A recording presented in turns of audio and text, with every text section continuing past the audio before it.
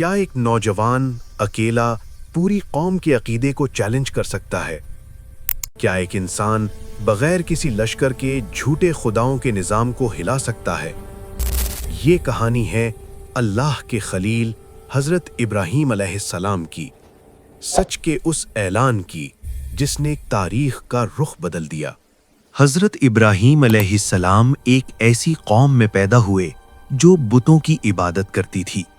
یہ بت پتھر کے تھے، بے جان تھے، نہ سن سکتے تھے نہ دیکھ سکتے تھے، مگر لوگ انہیں اپنا معبود مانتے تھے۔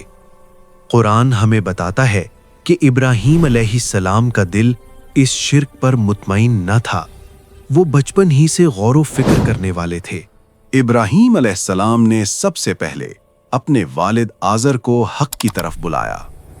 انہوں نے نہایت نرمی مگر وضاحت کے ساتھ کہا، اے میرے والد، آپ ان چیزوں کی عبادت کیوں کرتے ہیں جو نہ سنتی ہیں، نہ دیکھتی ہیں اور نہ آپ کے کسی کام آ سکتی ہیں؟ لیکن قوم اور والد دونوں نے انکار کیا۔ پھر ایک دن آیا جب قوم کسی بڑے تہوار کے لیے شہر سے باہر گئی۔ شہر خاموش تھا۔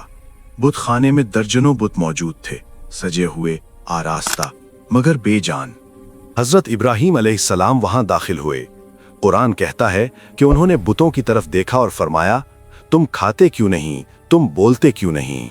پھر وہ لمحہ آیا جس نے تاریخ میں ایک زلزلہ برپا کر دیا۔ حضرت ابراہیم علیہ السلام نے ایک کلہاڑا اٹھایا، ایک ایک کر کے تمام چھوٹے بت توڑ دیے اور آخر میں سب سے بڑے بت کے کندھے پر وہ کلہاڑا لٹکا دیا۔ جب قوم واپس لوٹی تو بت خانہ ٹوٹا ہوا تھا، ہر طرف تباہی تھی۔ قوم چیخ اٹھی، ہمارے معبودوں کے ساتھ یہ کس نے کیا؟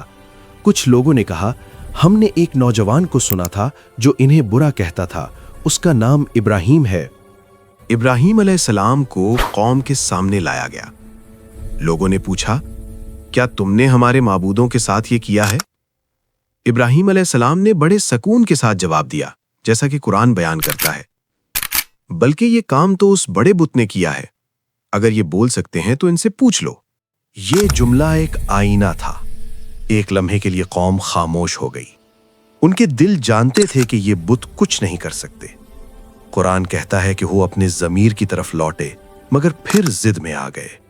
انہوں نے کہا، تم تو جانتے ہو یہ بول نہیں سکتے۔ حضرت ابراہیم علیہ السلام نے آخری حجت قائم کر دی، پھر تم اللہ کے سوا ان چیزوں کی عبادت کیوں کرتے ہو جو نہ تمہیں نفع دے سکتی ہیں نہ نقصان؟ حق واضح ہو چکا تھا، مگر تکبر غالب آ گیا۔ قوم نے سچ کو قبول کرنے کے بجائے ظلم کا راستہ چنا۔ یہ واقعہ صرف بتوں کے ٹوٹنے کا نہیں تھا، یہ شرک کے نظام کے ٹوٹنے کا اعلان تھا۔ یہ توحید کا وہ پیغام تھا جو قیامت تک گونجتا رہے گا۔